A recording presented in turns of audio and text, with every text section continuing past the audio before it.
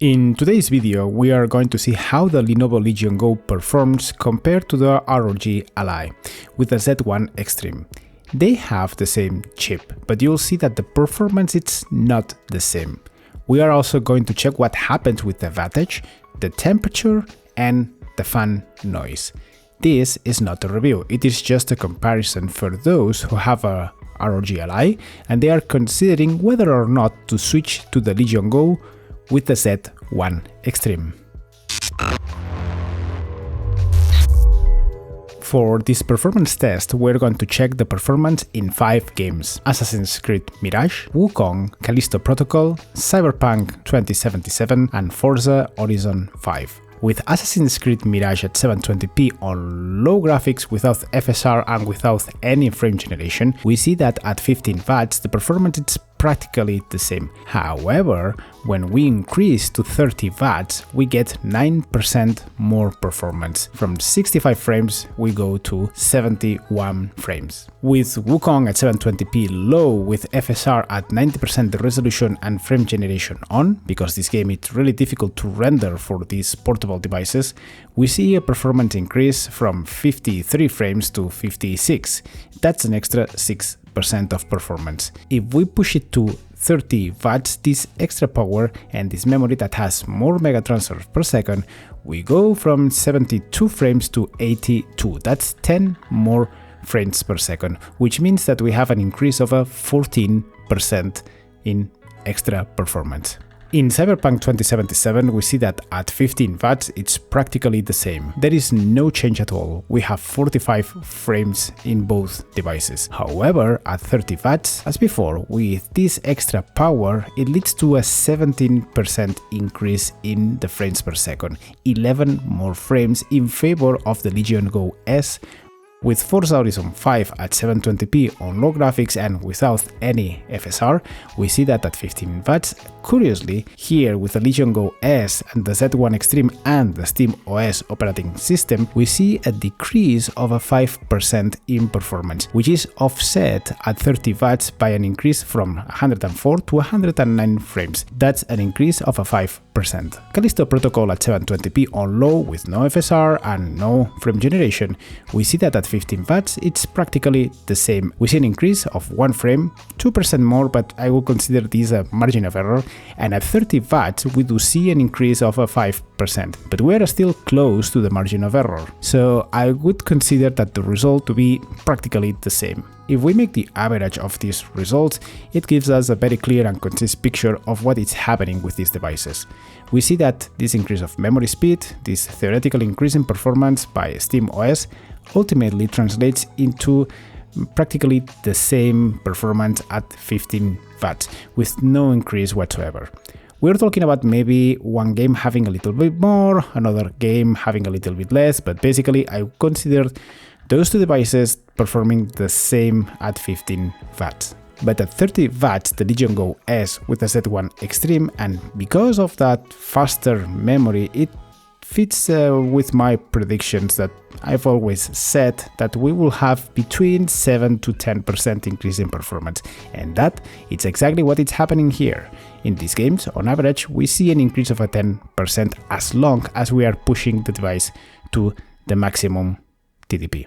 If we look at the price to performance ratio, we see that there is no clear winner on that area. There is no device that stands out from the rest. In terms of price, it is clear that the ROG Ally with the Z1 Extreme, it continues to give us the best price to performance ratio. In dollars, those $649 compared to the Legion Go at $729, well, it's giving us more or less the same. Still a little bit in favor of the ROG Ally, but ultimately, right now, I think that in dollars, any of these devices could work for us.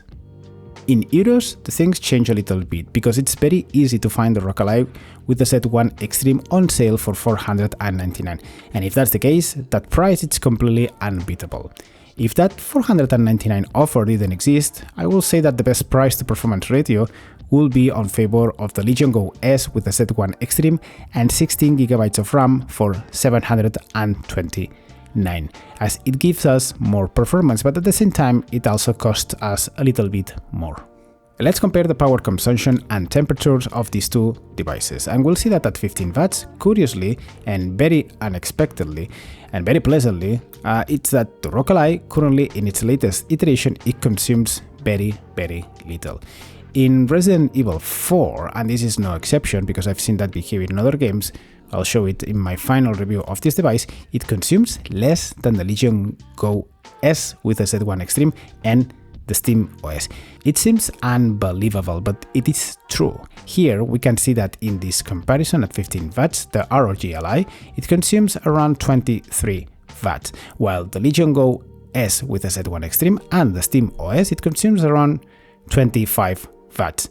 That means that because of the ROG Ally battery, its 14 watt-hour, it will last about 104 minutes at 15 watts power consumption, while the Legion Go, thanks to its 55.5 watt-hour, it will give us about 123 minutes of gameplay at those 15 watts. Another thing to note is that the Legion Go's temperature is lower than the ROG's, enough to see that they are doing something different. The fan on the Legion Go, it turns on earlier than the ROG Ally.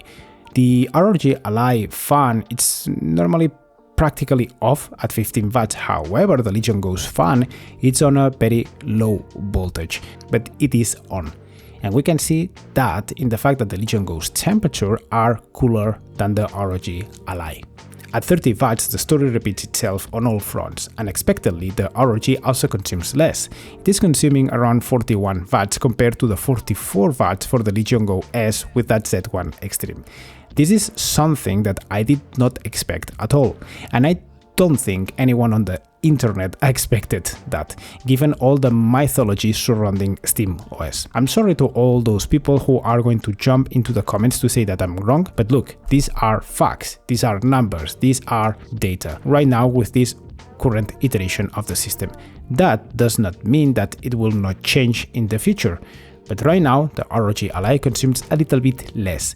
We have those 41 compared to 44. But what's going on with the time? Since the Legion Go has a bigger battery than the ROG, that means that at 30 watts, the battery will last about 75 minutes for the Legion Go S. On the other hand, the ROG with that 40 watts hour, it will last less than 1 hour. It will last 57 minutes. And just like before, we also see that there is a temperature difference between the two devices. And most likely it's the same reason I mentioned before. The Legion Go activates, it turns on the fan way earlier and way stronger, which also means more power consumption. But that allows us to have temperatures about 5 degrees lower. Let's compare the fan noise of the ROG Ally and the Legion Go S, and we'll see that there are certain differences.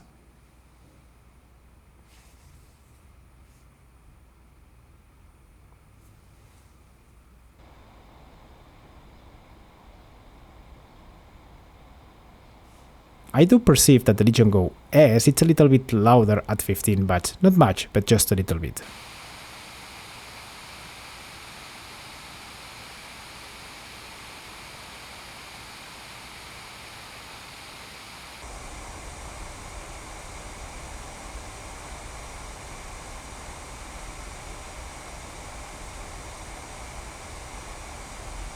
At 13 watts, both devices are loud, but we can see that the tone is a little bit different. The ROG Ally, in my opinion, has a higher pitch, while the Legion Go has a lower pitch. If we push the devices to its maximum power consumption, the ROG doesn't go beyond the noise of the 13 watts. It seems like we have already reached that limit. However, the Legion Go at full power at 40 watts, it does have that extra noise that we have to take into account. But as I have said in my other videos versus the Steam Deck, we do not have to do that. We do not have to push that device to 14 watts because pretty much it's useless. It does not give us any extra performance compared to around 30 or even 25 watts. It's just very diminishing returns. And well, that's everything I wanted to say for this video. I hope you like it. Remember to subscribe and remember to click on the bell so you are updated and notified for any of my new videos. If you want my opinion on comparing those two devices, I don't think we should take into account the difference in performance between them.